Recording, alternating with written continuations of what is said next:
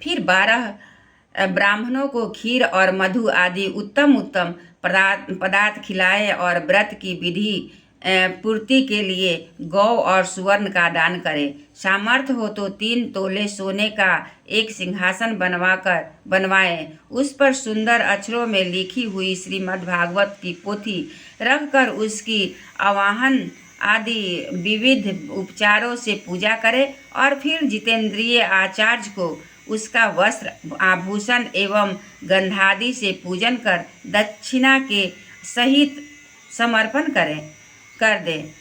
यो कहने से यह बुद्धिमान दाता जन्म मरण के बंधनों से मुक्त हो जाता है।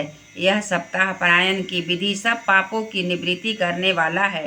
इसका इस प्रकार ठीक ठीक पालन करने से यह मंगलमय भगवत पुराण अभीष्ट फल प्रदान करता है तथा अर्थ धर्म काम और मोक्ष चारों की प्राप्ति का साधन हो जाता है, इसमें संदेह नहीं। सनकादिक जी कहते हैं, नारद जी, इस प्रकार तुम्हें यह सप्ताह श्रवण की विधि हमने पूरी सुना दी। अब और क्या सुनना चाहते हो? इस श्रीमद्भागवत से भोग और मोक्ष दोनों ही हाथ लग जाते हैं। सूत जी कहते हैं, शौनक जी, यूँ कहकर महामुनि सनकादि ने 1 सप्ताह तक विधि पूर्वक इस सर्व पाप नाशिनी परम पवित्र तथा भोग और मोक्ष प्राप्त करने वाली भगवत कथा का प्रवचन किया।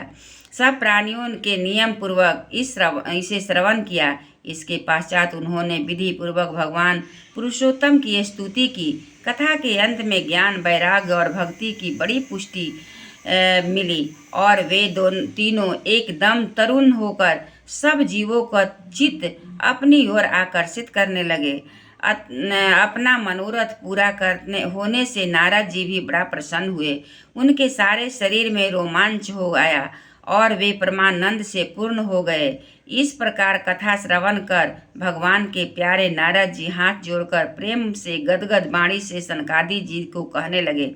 नारद जी ने कहा, मैं धन्य हूँ, आप लोगों ने करुणा करके मुझे बड़ा ही अनुग्रहित किया है। आज मुझे सर्व पापहारी भगवान श्री हरि की प्राप्ति हो गई। तपोधनों में मैं श्रीमद् भागवत श्रवण को ही सब धर्मों से श्रेष्ठ मानता हूँ, क्योंकि इसके श्रवण से बैकुंठ गोलोक बिहारी श्री कृष्ण की प्राप्ति होती है। सूत जी कहते हैं, शौनक जी, वैष्णव श्रेष्ठ नारद जी यूँ कह ही रहे थे कि वहाँ घूमते फिरते जोगेश्वर सुखदेव जी आ गए। कथा समाप्त होते ही व्यास नंदन श्री सुखदेव जी वहाँ पधारे। 16 वर्ष की सी आयु आत्मलाभ से पूर्ण ज्ञान रूपी महासागर का सर्वधन करने के लिए चंद्रमा के समान वे प्रेम से धीरे धीरे श्रीमद् भागवत का पाठ कर रहे थे। परम तेजस्वी सुखदेव जी को देखकर सारे सभासद झटपट खड़े हो गए और उन्हें एक ऊंचे आसन पर बैठाया। फिर देवर्षि नारद जी ने उनका प्रेम पूर्वक पूजन किया। उन्होंने सुखपूर्वक बैठकर कहा, आप लोगों मेरी निर्मल वाणी सुनिए। श्री सुखदेव जी बोले, रसिक, मैं भावुक जन, यह श्रीमद् भागवत वेद रूप कल्प वृक्ष का परिपक्व फल है। श्री सुखदेव जी सुख के मुख का संजोग होने से अमृत से परिपूर्ण है। यह रस ही रस है, इसमें न छिलका न गुठली।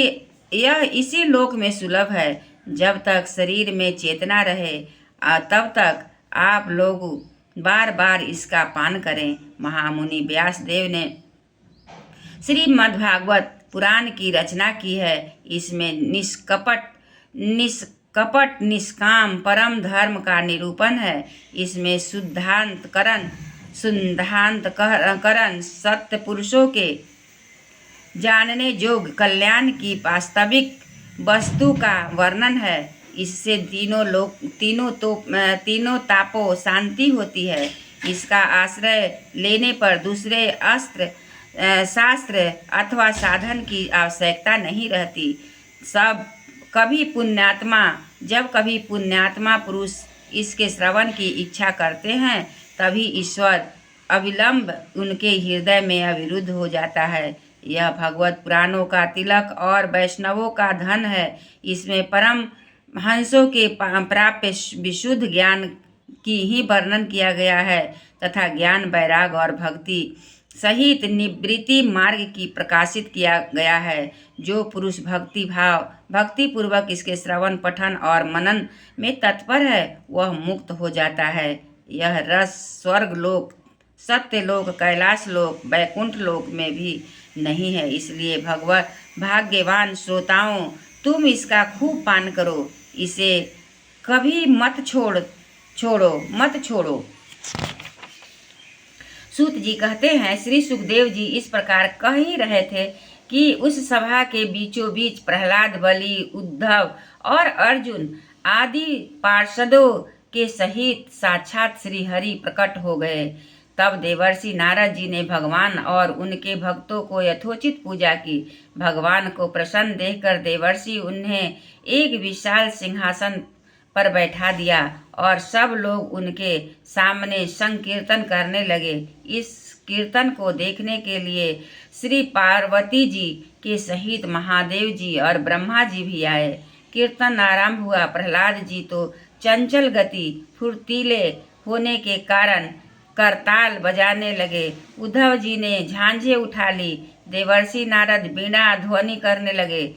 स्वर्ग विज्ञान गान विद्या में कुशल होने के कारण अर्जुन राग अलापने के लगे। इंद्र ने मृदंग बजाना आरंभ किया। सनकादि बीच बीच में जय घोष करने लगे और इन सबके आगे सुखदेव जी तरह तरह के सरस अंग भृंगी करके भाव बताने लगे।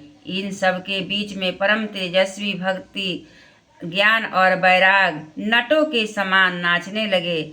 ऐसा अलौकिक कीर्तन देखकर भगवान प्रसन्न हो गए और इस प्रकार कहने लगे, मैं तुम्हारी इस कथा और कीर्तन से बहुत प्रसन्न हूँ। तुम्हारे भक्ति भाव से इस समय मुझे अपने बस में कर लिया है, अतः तुम लोग मुझसे वर मांगो। भगवान के ये वचन सुनकर सब लोग बड़े प्रसन्न हुए और प्रेमाद्र चित्त से भगवान से कहने लगे, भगवान, हमारी यह अभिलाषा है कि भविष्य में भी जहाँ कहीं सप्ताह कथा हो वहाँ आप इन पार्षदों सहित अवश्य पधारें। हमारा यह मनोरथ पूर्ण कर दीजिए। भगवान तथा अस्तु कहकर अंतर्ध्यान हो गए। इसके पश्चात नारद जी भगवान भागवत तथा उसके पार्षद चरणों को लक्ष्य करके प्रणाम किया और फिर सुखदेव जी आदि तपस्वियों को भी नमस्कार किया। कथामृत का पान करने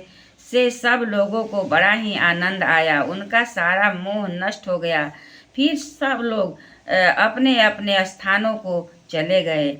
उस समय सुखदेव जी ने भक्ति को उसके पुत्रों सहित अपने शास्त्र में स्थापित किया।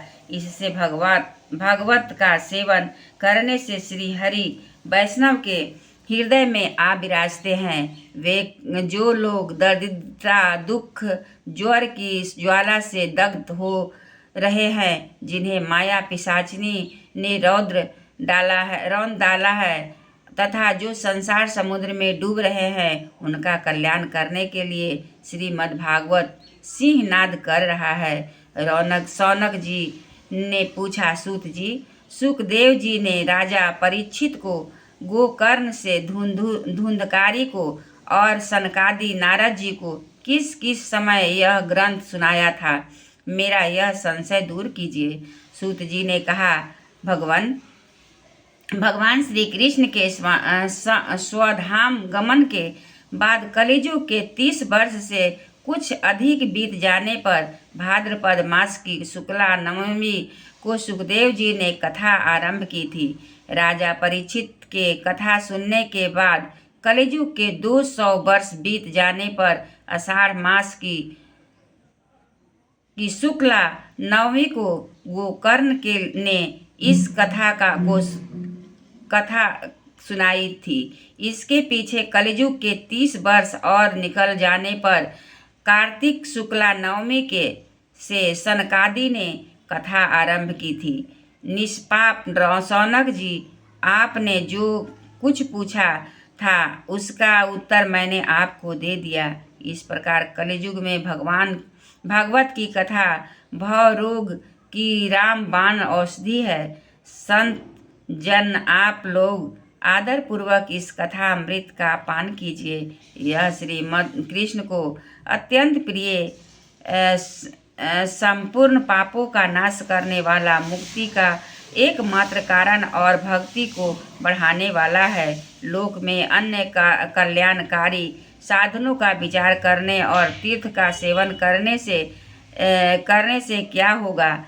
आप अपने दूत को हाथ में पास लिए देखकर यमराज उसके कान में कहते हैं, देखो, जो भगवान की कथा वार्ता में मत हो रहे हों उनसे दूर रहना। मैं औरों को ही दंड देने की शक्ति रखता हूँ, वैष्णवों को नहीं।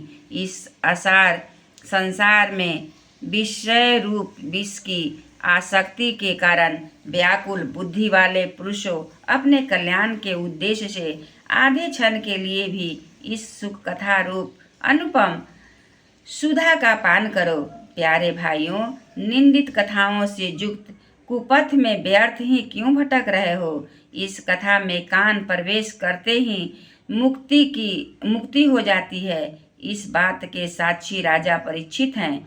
श्री सुखदेव जी ने प्रेम रस के प्रवाह में स्थित होकर इस कथा को कहा था। इसका जिसके कंठ में संबंध हो जाता है वह बैकुंठ स्वामी बन जाता है।